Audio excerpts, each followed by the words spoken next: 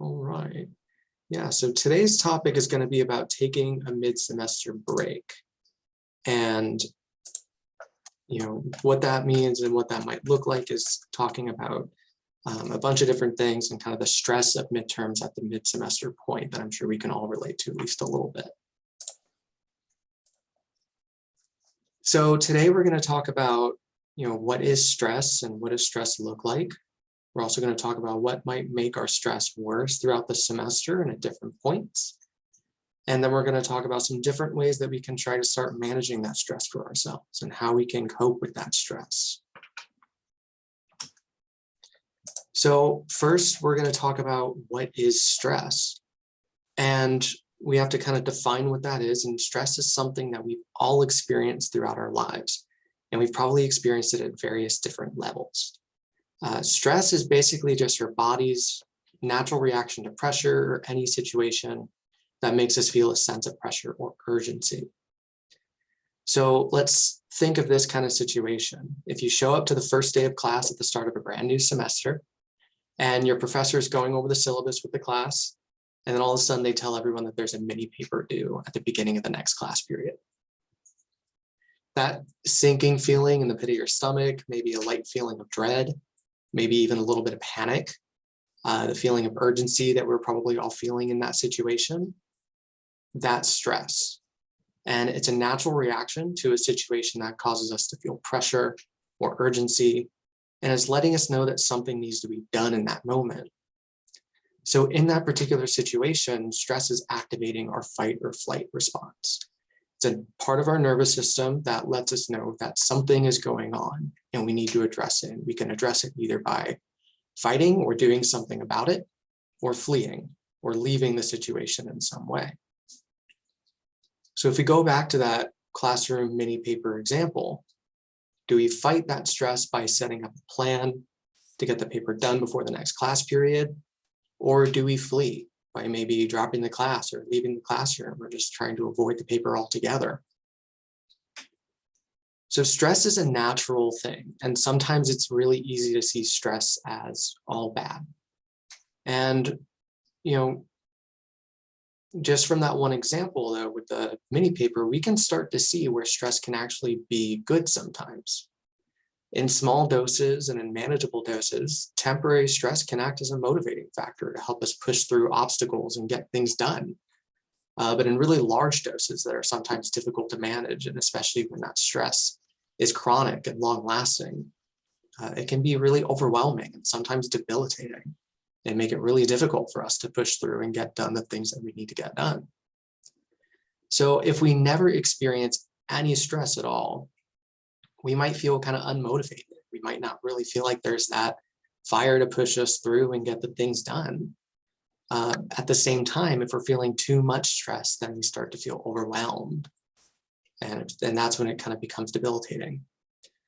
So we really want to try to be like Goldilocks here and find that perfect range of stress for us that is just right so that we can still feel motivated and still feel that energy to move forward without becoming overwhelmed or debilitated by it.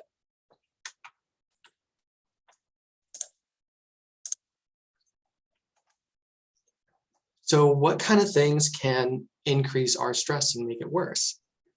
Turns out pretty much anything that can come up in our life is going to be something that can increase our stress levels. Some things can make stress rise only by a little, so it's still within that kind of manageable Goldilocks range. But other times stress can really rise up to a level where it's more difficult to manage and it becomes overwhelming. If we're thinking about midterms week, this is usually a time when we have a lot of different exams, maybe some projects or some papers due as well. And it can often feel like everything's happening all at the same time. Same with finals week at the end of the semester. These are just some examples of things that can make our stress levels rise and start to feel a little bit overwhelmed. Maybe a family member becomes sick, or maybe we become sick. Maybe we're already struggling with some mental health issues like depression or anxiety, or maybe we run into some financial troubles. Maybe we don't get the grade that we really want on an assignment. Or maybe we got partnered up with someone in a group project who doesn't always pull their weight or who isn't doing their share of the group project itself. Maybe our job's trying to schedule us for extra shifts, or maybe we get into an argument with a friend or family member.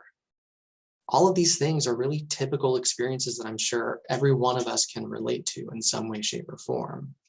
And all these things can bring our stress levels up, especially if multiple of these things are happening all at once.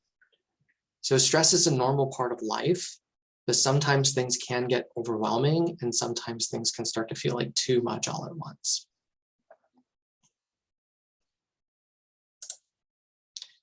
So how can we start to manage stress when stress levels get too high and it's starting to impact us negatively? Managing stress is going to look a little different for everyone, but there are some things that we could all probably be doing to help make our stress levels feel a little bit more manageable. Some of these things can be as simple as just making a list of things that we need to get done and prioritizing that list. Because sometimes when we just put things on paper, it can make things seem a lot less daunting and a lot less stressful. Making a schedule for ourselves and scheduling time where we'll work on specific assignments or study for certain tests. Taking breaks is another really important one, although it may sometimes seem counterintuitive, because if we have a lot on our plates, we can feel that pressure to really sit down and just try to get it all done at once. But often it can be a lot more helpful to give ourselves a little bit of grace in those moments. Taking a 10-minute break, a 15-minute break, or even just a 5-minute break to just allow ourselves some time to collect our thoughts and then go back into the situation with a more level head. That can do, a lot of help for managing our stress when we have a lot of things to tackle at once. Sleeping is another thing that's really important, and we get that sometimes getting good sleep is difficult with class schedules and homework assignments and projects, but ensuring that we're able to get a good 7 to 8 hours of restful sleep every night will let us approach stressful situations with more fuel in our tank.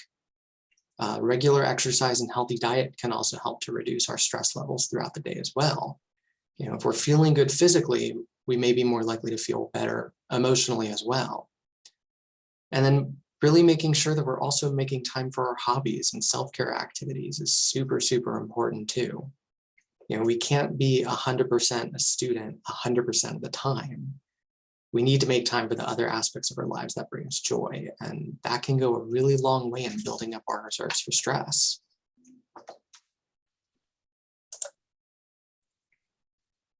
So Dan just shared a little bit about some of how we can start to tackle managing our stress.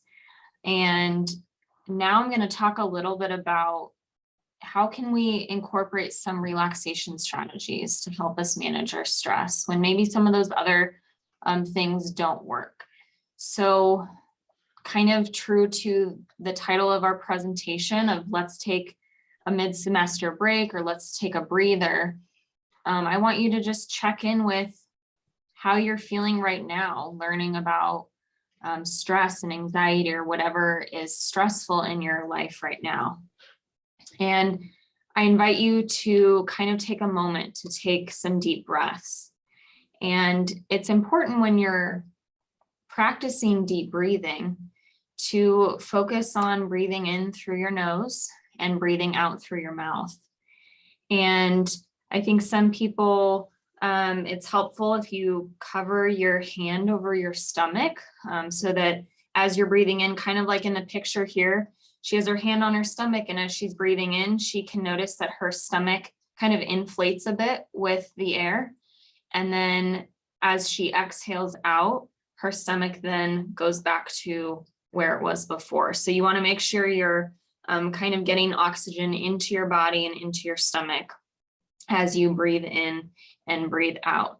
So I just want us to take a few deep breaths right now before we kind of move on, because deep breathing can be really beneficial for managing our stress.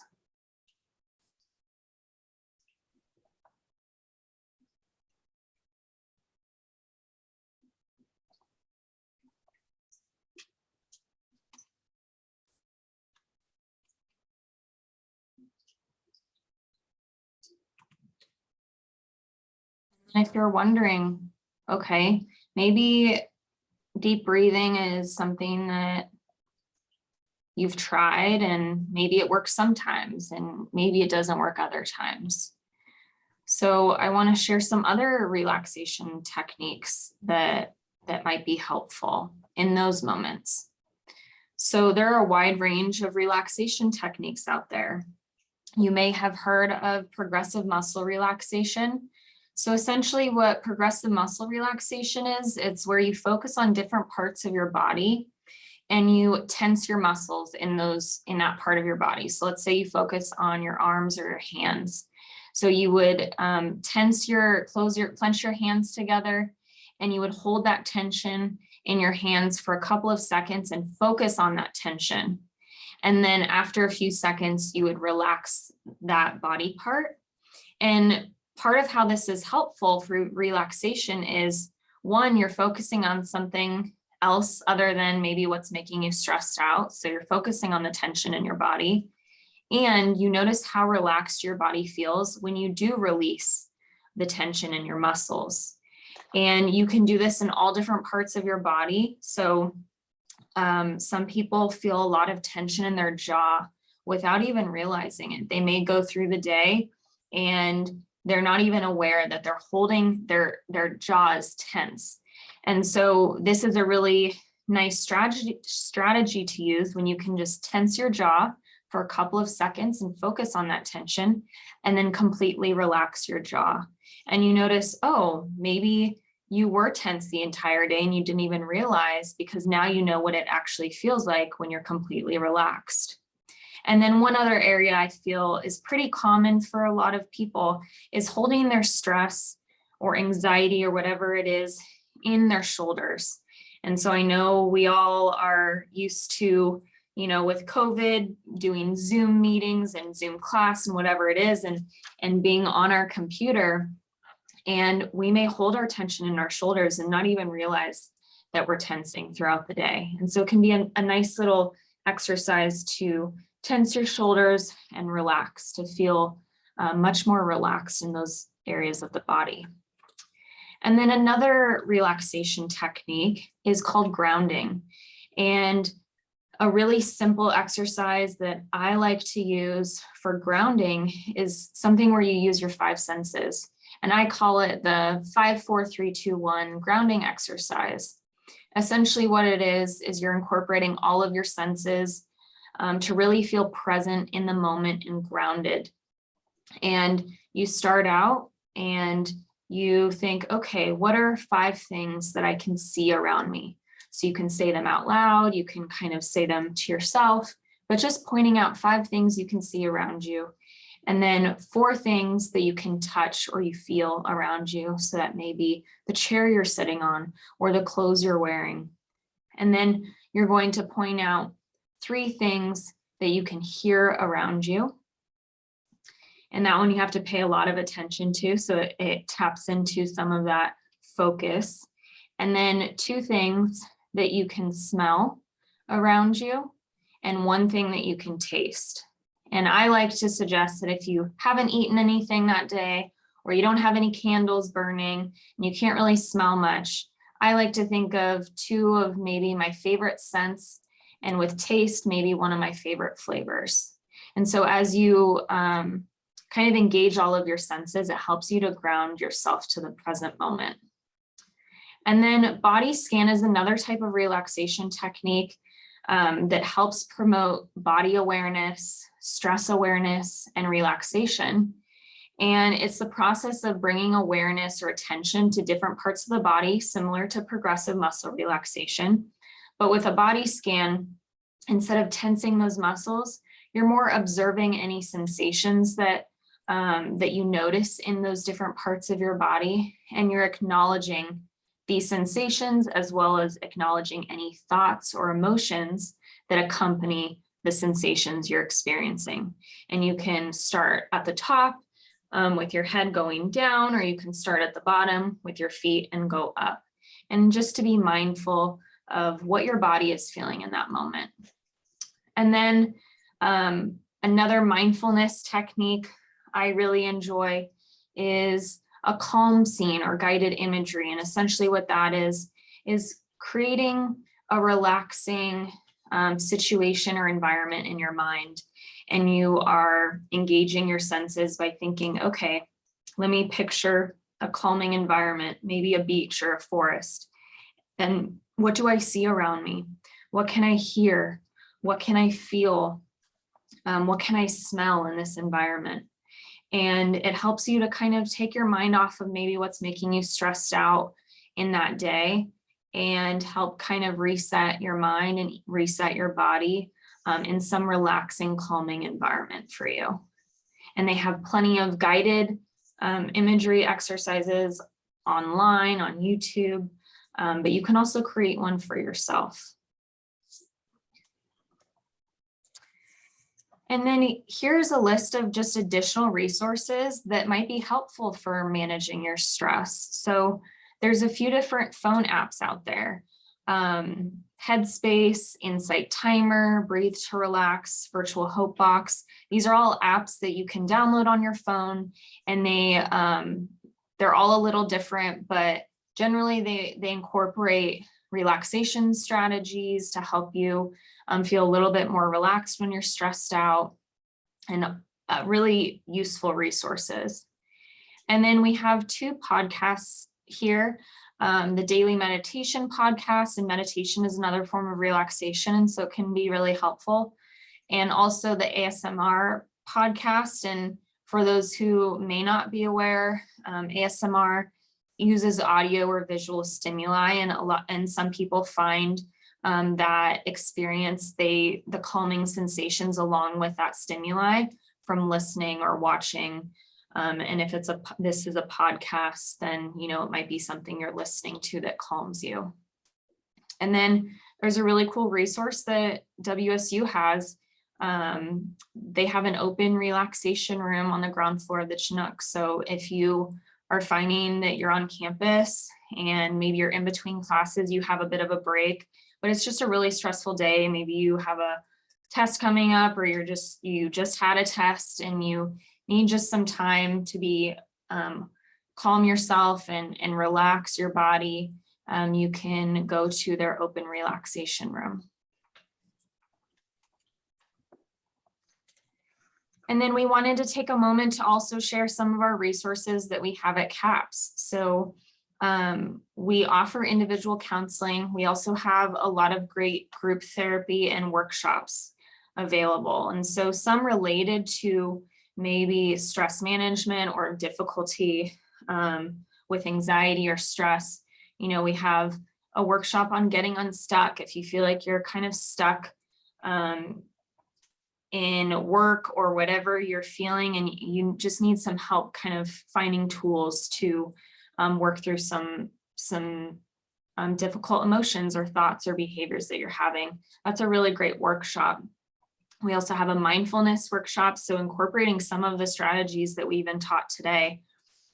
We have a group therapy group called Understanding Self and Others, where people with different presentations come in and different concerns, and they work through some interpersonal challenges that they might be facing. And then we have anxiety workshops, and we have a healthy sleep workshop. So these are some of the resources that we have at CAPS.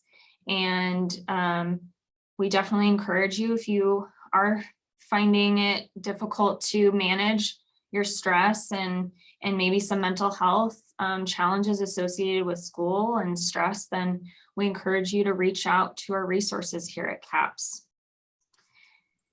And then we'll stop recording so that